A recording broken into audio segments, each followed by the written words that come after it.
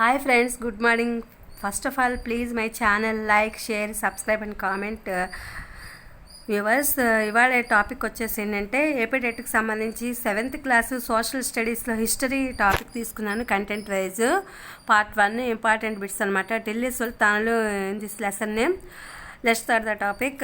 గతాన్ని అధ్యయనం చేయడాన్ని ఏమంటారు? చరిత్ర.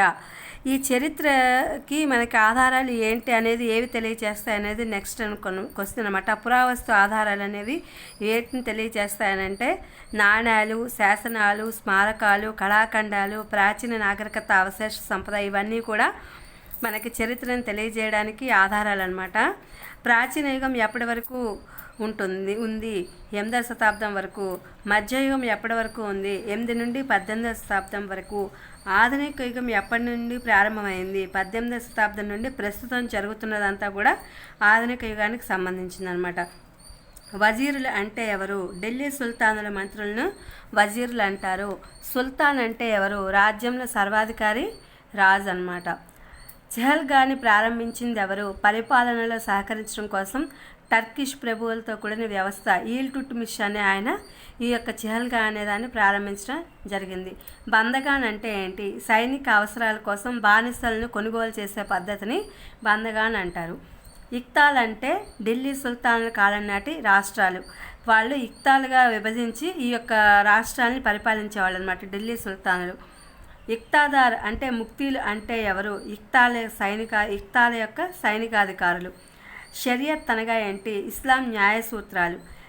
ఎన్నో సంవత్సరాల నుండి ఢిల్లీ సుల్తానులను భారతదేశానికి ఢిల్లీ నగరాన్ని రాజధానిగా చేసుకుని పరిపాలించారు.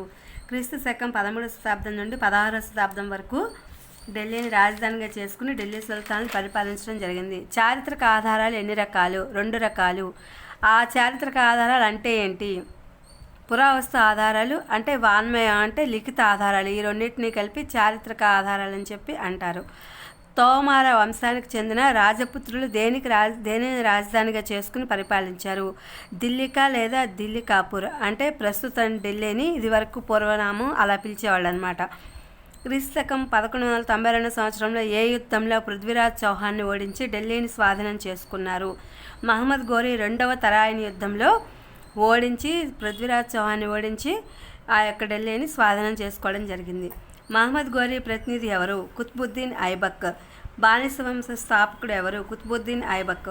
ఏ సంవత్సరంలో బానిస వంశాన్ని స్థాపించాడు? క్రీస్తు శకం 1206 సంవత్సరంలో స్థాపించారు. ఐబక్ స్థాపించిన రాజధాని ఏది?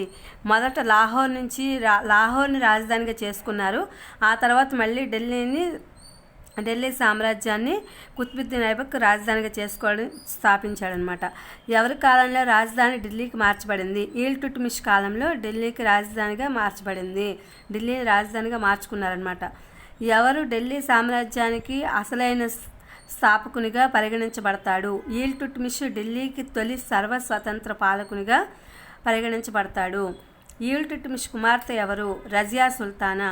ఇల్టుట్మిష్ తర్వాత ఢిల్లీ సింహాసనాన్ని అధిష్ఠించింది ఎవరు? ఇతని కుమార్తె అయినటువంటి ఇల్టుట్మిష్ కుమార్తె అయినటువంటి రజియా సుల్తానా ఈ యొక్క ఢిల్లీ సింహాసనాన్ని అధిష్ఠించింది. ఇది ఫ్రెండ్స్ హిస్టరీకి సంబంధించి ఢిల్లీ సుల్తాన్లు in this lesson part 1 APTET content wise important bits. ఇవి మీకు ఉపయోగపడతాయని చెప్పి అనుకుంటున్నాను.